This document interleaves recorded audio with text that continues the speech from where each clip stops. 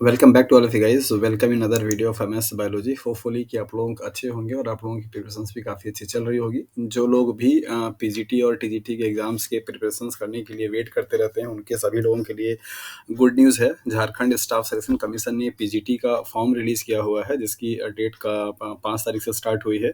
सो आज की इस वीडियो में बेसिकली हम लोग उसी झारखंड स्टाफ सिलेक्शन कमीशन के थ्रू जो निकाली गई पीजीटी का फॉर्म है उसके बारे में बात करेंगे। नंबर ऑफ सीट्स कितनी है, सिलेबस क्या है, कैसे आप अपनी प्रिपरेशंस कर सकते हैं और क्या क्या लिए उसके लिए रिकमेंडेड जो बुक्स होंगी वो आप फॉलो कर सकते हैं, क्या आपकी स्ट्रेटजी होनी चाहिए, इन सारी चीज़ों पे हम लोग आप यहाँ पे बात करेंगे। जो लोग भी यूपी पीजीटी का फॉर्म फिल किए हैं या अभी राजस्थान का फर्स्ट ग्रेड का एग्ज़ाम फिनिश हुआ है, अगर आपने उनकी तैयारी की हुई है और आप अपकमिंग जो राजस्थान के फर्स्ट ग्रेड का फॉर्म आने वाला है, अगर आप उसके लिए प्रिपरेशंस कर रहे हैं, लुक फॉरवर्ड कर रहे हैं, तो ये सारे एग्जाम्स का जो सिलेबस है वो कॉमन होता है। और आप उन कैंडिडेट्स के लिए जिनकी की अपनी जूलॉजी और बॉटनी से एमएससी है और जो लोग बीएड किए हुए हैं, जो लोग पीजीटी के एग्ज़ाम की तैयारी करना चाहते हैं, उनके लिए ये टाइम बहुत ही अच्छा है। काफ़ी सारी वैकेंसीज आ रही हैं और ये सारे फॉर्म जो आ रहे हैं आपके प्रिपरेशंस को करने में बहुत हेल्प करेंगी। आप जब कोई फॉर्म रिलीज़ हो जाता है तो फिर आपकी प्रिपरेशंस करने की जो इंटेंसिटी होती है, जो रेट होता है वो बढ़ जाता है, क्योंकि आपको ये लगने लगता है कि हाँ, अभी फॉर्म आ गए हैं, हम अच्छे से प्रिपरेशंस करके एग्ज़ाम्स को क्लियर कर लेते हैं, राइट? तो यहाँ पे देख लें, जैसा कि आपको स्क्रीन पे दिखाई दे रहा होगा, Jharkhand staff selection commission online application form for PGT TTC 2023। तो ये आपका एप्लीकेशन फॉर्म का लिंक है। आप जैसे ही इस गूगल पे सर्च करेंगे झारखंड का ये वाला लिंक, तो आपको यहाँ पे मिल जाएगा। और इसके बाद अगर आप अप्लाई पे जाते हैं तो फिर आपको एक नया इंटरफेस खुल करके आएगा और यहाँ पर आप देख सकते हैं अप्लाई करने के लिए सारी डेट्स आपको यहाँ पे दे रखी हैं। तो जो डेट जैसा कि आपको दिखाई दे रहा है, ये स्टार्ट जो ऑनलाइन फॉर्म का एप्लीकेशन का डेट है वो क्या है आपका 5/4/2023 से है। तो यहाँ से आपका ये आपका स्टार्ट होगा और इसके बाद आप ये देख सकते हैं कि इनका जो ऑनलाइन का जो फॉर्म का लास्ट डेट है वो क्या है, मई है, मतलब 4/5 को आपका लास्ट डेट हो जाएगा।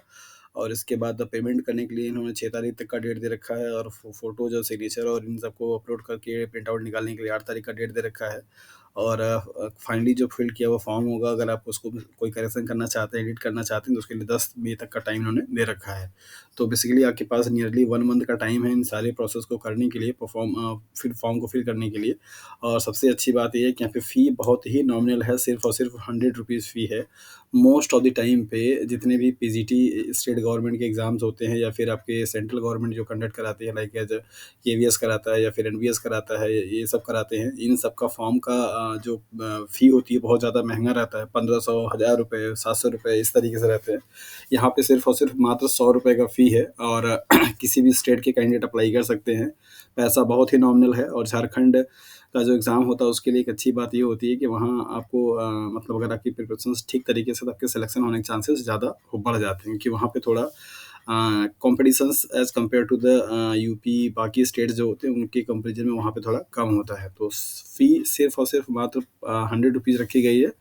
सारे जितने भी रिजर्व कैटेगरी से बिलॉन्ग करने वाले लोग हैं या अदर स्टेट्स वाले जो होंगे, सबको 100 रुपये देना होगा। एससी एसटी वालों के लिए सिर्फ मात्र 50 रुपये है। और जो फिजिकली हैंडीकैप्ड हैं उनके लिए कोई फ़ी नहीं है। तो ये आपके कुछ इंपॉर्टेंट डे हैं, जैसे कि आप यहाँ पे देख पा रहे हैं। 5 तारीख से फॉर्म स्टार्ट है और 4 मई तक आपका फॉर्म का लास्ट डेट रहेगा। बाकी कुछ करेक्शंस करने के लिए आपको यहाँ पे डेट का पोर्टल दिया हुआ है। तो देख लेते हैं यहाँ पे कि जो आपका वैकेंसी है उसकी डिटेल्स क्या है। तो वैकेंसी का आपको यहाँ पे ब्रोचर मिल जाएगा, आप इसको डाउनलोड भी कर सकते हैं और चाहें तो आप इसे यूट्यूब चैनल से लिंक से आप डाउनलोड भी कर पाएंगे। और यहाँ पे आपको दे रखा है कि 100 रुपये सिर्फ मात्र इसका शुल्क है। और जो इनका सब्जेक्ट का जो लिस्ट है वो किस तरीके से सीट्स हैं आपकी आपको दिखाया जा रहा है। तो यहाँ पे आप देख सकते हैं कि पीजीटी आपका प्रशिक्षित शिक्षक है जीव विज्ञान के लिए। टोटल जो नंबर ऑफ सीट्स हैं कितनी है, 218 सीट्स हैं। ये बहुत नंबर होता है। इसमें से 94 आपके क्या हैं, मतलब अनरिजर्व कैटेगरी में हैं। बाकी आपकी जो सीट्स हैं वो रिजर्व कैटेगरी में हैं।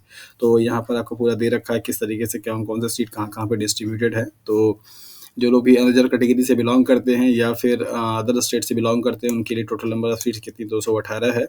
और आप ये काफ़ी ज़्यादा मात्रा में सीट्स है, तो आप इसके लिए बहुत अच्छे से तैयारी कर सकते हैं। तो हम लोग अभी एक नज़र देखते हैं कि सिलेबस जो है इनका पीजीटी का वो क्या है और आप उनके लिए क्या-क्या चीज़ें फ़ॉलो कर सकते हैं। जैसा कि आपको पता है कि जब कभी भी पीजीटी का एग्ज़ाम होता है तो वहाँ पे 2 सब्जेक्ट आपके मतलब 2 वो होते हैं, पोर्शंस हो जाते हैं। एक तो आपका पोर्शन हो जाता है कौन-सा, दैट इज़ ज़ूलॉजी का। दूसरा क्या हो जाता है आपका बॉटनी का। तो ज़ूलॉजी में आप यहाँ पे देखिए सिलेबस दे रखा है।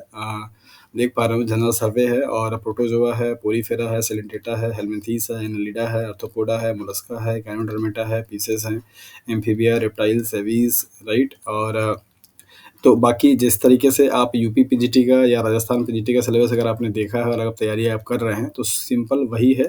ये पूरा का पूरा जो सेक्शंस है वो लोअर ज़ूलॉजी के नाम से जाना जाता है, जिसमें आप इनवर्टिब्रेट्स के बारे में पढ़ते हैं। इनवर्टिब्रेट्स का पूरा क्लासिफिकेशंस, उनके कैरेक्टरिस्टिक फीचर्स, उनके ऑर्गेनिम्स में एक-एक, दो जो मॉडल ऑर्गेनिम्स उनके रिप्रेजेंट करते हैं, उनके फाइलम को, उनके बारे में, उनका लाइफ साइकिल, उनका डाइजेस्टिव सिस्टम, उनका पूरा स्ट्रक्चर, रिप्रोडक्शन, ये सारी चीज़ें आपको पढ़नी होती हैं।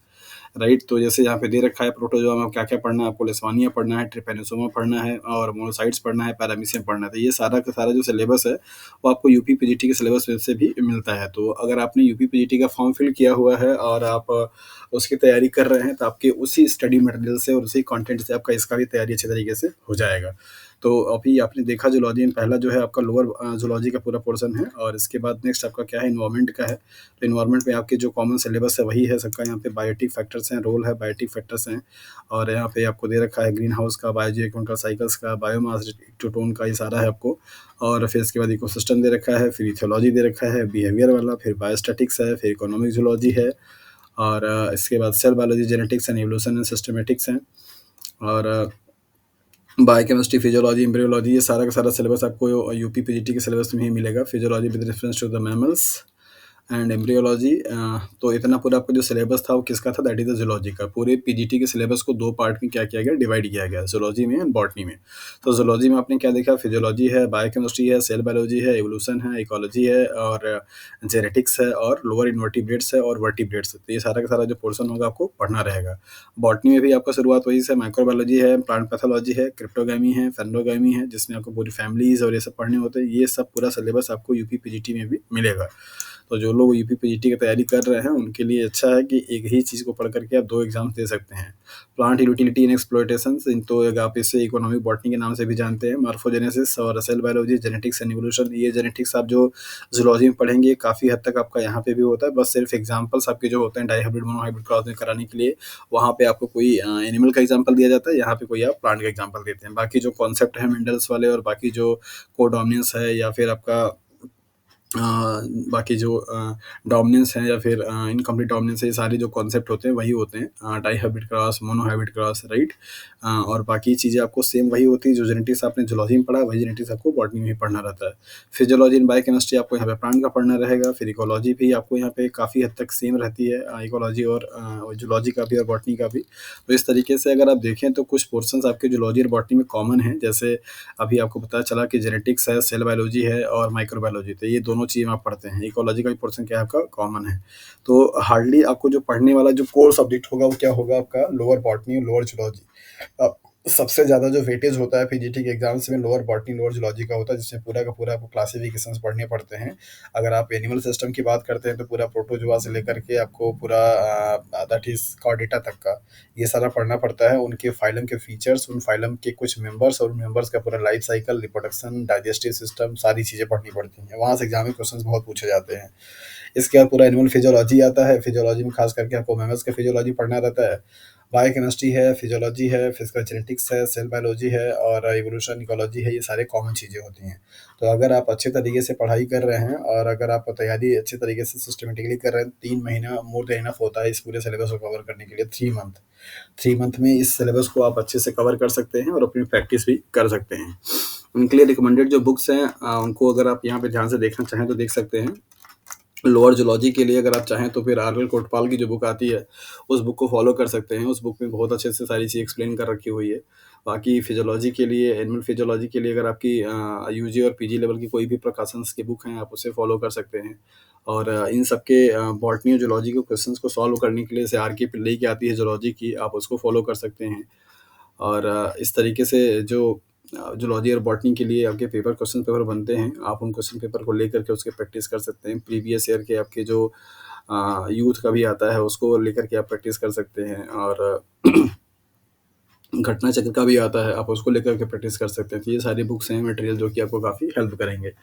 सो होपफुली कि ये इन्फॉर्मेशन आपको काफ़ी हेल्प करेगी अपने फॉर्म को फिल करने के लिए। फॉर्म फिल करने का सिंपल तरीका है, आप वहाँ पे जाएँगे, ऑनलाइन फॉर्म पे अप्लाई करेंगे, क्लिक करेंगे तो आपको ये वाला पोर्टल खुल करके आ जाएगा और आप यहाँ पे अप्लाई ऑनलाइन पे जाकर के अपना फॉर्म फिल कर सकते हैं। ऐसा कोई प्रॉब्लम वाली बात नहीं है।